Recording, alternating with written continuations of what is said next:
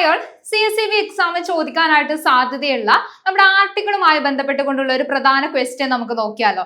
ചോദ്യം ഇതാണ്, which of the following is not matched. അപ്പൊ കുറച്ച് ആർട്ടിക്കിൾസ് തന്നിട്ടുണ്ട്, അതുമായി ബന്ധപ്പെട്ടുകൊണ്ടുള്ള കാര്യങ്ങൾ എന്താണ് ആർട്ടിക്കിൾ മെൻഷൻ ചെയ്യുന്നത് എന്നുള്ള കാര്യം റൈറ്റ് സൈഡിൽ തന്നിട്ടുണ്ട്. അപ്പൊ ഇതിൽ ഏതാണ് മാച്ച് അല്ലാത്തത് എന്നാണ് ചോദിച്ചിട്ടുള്ളത്. ആർട്ടിക്കിൾ 54, നമുക്ക് ഓരോ ആർട്ടിക്കിളും ഇവിടുന്ന് അങ്ങ് പഠിച്ചു പോവാം അല്ലെ. ആർട്ടിക്കിൾ 54 എന്തിനെ കുറിച്ചാണ് പറയുന്നത്? പ്രസിഡന്റിന്റെ ഇലക്ഷനുമായി ബന്ധപ്പെട്ടുകൊണ്ട് വരുന്ന ആർട്ടിക്കിൾ ആണ് ആർട്ടിക്കിൾ 54 എന്ന് പറയുന്നത്. ശരിയാണ്. ഓക്കെ, അതുപോലെ തന്നെ ആർട്ടിക്കിൾ 55 എന്തിനെ കുറിച്ചാണ് പറയുന്നത്?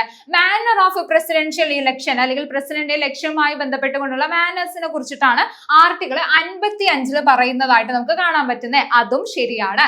അതുപോലെ തന്നെ ആർട്ടിക്കിൾ 60 എന്താ പറയുന്നത്? The procedure for the impeachment of the president. പ്രസിഡന്റിന് ഈ പറയുന്ന കോൺസ്റ്റിറ്റ്യൂഷണൽ വയലേഷൻ ഒക്കെ നടത്തുന്ന സമയത്ത് നമുക്ക് പ്രസിഡന്റിനെ ഇംപീച്ച് ചെയ്ത് കളയാനായിട്ട് പറ്റും അല്ലെ. അപ്പൊ ആ ഒരു ഇംപീച്ച്മെന്റ് പ്രോസസ്സിനെ കുറിച്ച് പറയുന്ന ആർട്ടിക്കിൾ 60 ആണ് എന്നാണ് പറഞ്ഞിട്ടുള്ളത്. ആ സ്റ്റേറ്റ്മെന്റ് ആണ് അല്ലെങ്കിൽ ആ ഒരു ഉത്തരമാണ് നമ്മുടെ തെറ്റായിട്ട് വരുന്നത് അല്ലെ. കാരണം പ്രസിഡൻഷ്യൽ ഇലക്ഷനുമായി ബന്ധപ്പെട്ടുകൊണ്ട് പ്രസിഡൻഷ്യൽ ഇംപീച്ച്മെന്റുമായി ബന്ധപ്പെട്ടുകൊണ്ട് വരുന്ന ആർട്ടിക്കിൾ എന്ന് പറയുന്നത് ഏതാണ്? ആർട്ടിക്കിൾ 61 ആണ് അല്ലെ. ആർട്ടിക്കിൾ 61 പ്രസിഡന്റിന്റെ ഇംപീച്ച്മെന്റുമായി ബന്ധപ്പെട്ടുകൊണ്ടുള്ള കാര്യങ്ങൾ വരുന്നത്. അതെന്തായാലും അവിടെ നോട്ട് ചെയ്ത് വെക്കുക, ഇമ്പോർട്ടന്റ് ആയിട്ടുള്ള ഒരു ആർട്ടിക്കിൾ ആണ്. അതുപോലെ ലാസ്റ്റത്തെ ആർട്ടിക്കിൾ കൂടെ നമുക്ക് പഠിച്ചു പോവാം. ആർട്ടിക്കിൾ 123 എന്തിനെ കുറിച്ചാണ് പറയുന്നത്?